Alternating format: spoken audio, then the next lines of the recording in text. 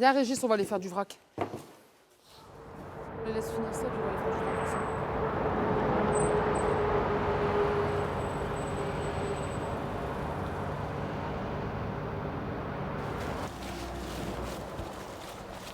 Mon papa était maçon, ma maman me mère au foyer et moi à la base je voulais être avocate et puis finalement le droit c'était pas pour moi donc je voulais faire un BTS assistant de direction mais je me destinais pas du tout à travailler dans l'agriculture. J'ai débuté à l'âge de 16 ans en tant que saisonnière juillet-août pendant les vacances scolaires. Et je suis restée ici à partir de 2004 jusqu'à nos jours, donc ça fait 20 ans. Je suis restée ici parce que ça me plaisait énormément. Donc j'ai débuté en tant que tresseuse.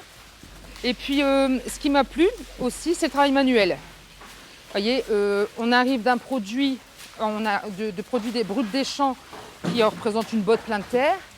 On les nettoie et ensuite on les tresse. Donc c'est le côté manuel. On arrive à faire d'un produit brut de champ terreux, on arrive à faire une belle tresse blanche. On raconte des blagues aussi. Ça c'est Afida. Hein.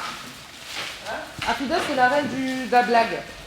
Si, quand on est Roselyne et tout. Allez Afida, raconte-nous une blague.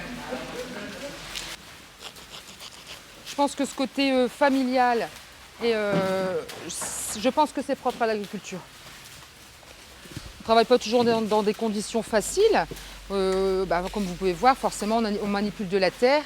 Il y a forcément de la poussière. Bon, ben voilà, on se connaît dans des états, voilà, on est poussiéreux. Enfin, on a l'habitude de se voir dans des états pas possibles.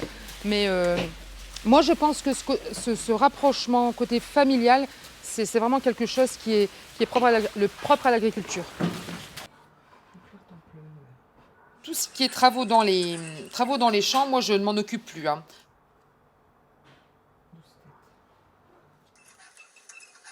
Donc là, c'est l'arrachage.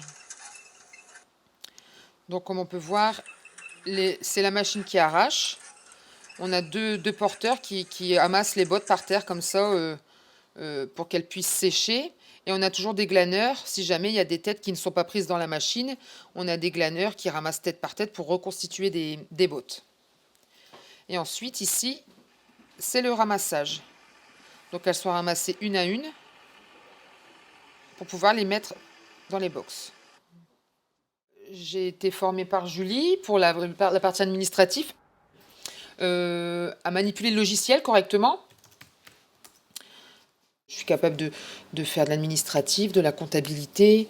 Je suis capable d'envoyer les commandes dans les magasins, les commandes des grossistes. Je suis capable de recevoir de la clientèle, les mécontentements de la clientèle aussi, il faut le prendre en compte.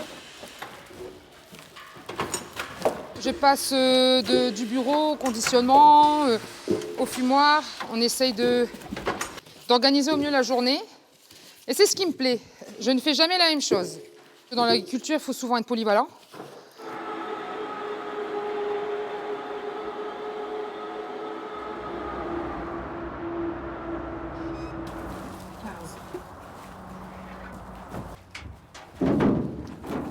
À 9h, on va mettre sous filet des tresses de 12 têtes. À 10h, peut-être on va conditionner du 3 têtes.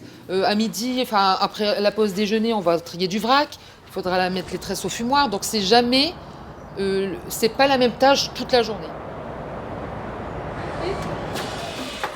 S'il te plaît, Régis. Oui. Tu peux t'occuper de la palette de Billy, s'il te plaît. On va terminer ici avec Alexandre. Il n'y a jamais de conflit entre hommes et femmes. Ils acceptent aussi bien les ordres d'une femme que d'un homme. Ça se passe super bien. Christian, après-midi, tu fais quoi? On est autant capable de faire le travail d'un homme. Au début, je ne pensais pas, justement. C'est là d'où mon évolution aussi. Je me pensais pas capable de faire ce que je fais aujourd'hui. De gérer l'équipe, de conditionner, de faire plusieurs choses en même temps. Je me sentais pas capable. Mais finalement, je me suis découverte... à ce niveau-là, je me suis découverte vraiment... j'endosse bien le rôle, je trouve. Enfin, je pense. Les hommes n'ont pas le pouvoir dans l'agriculture, c'est pas vrai.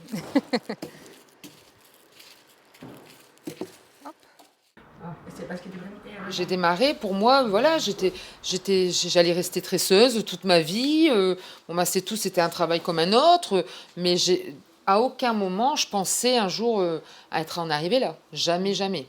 Donc là, c'est vraiment une satisfaction personnelle.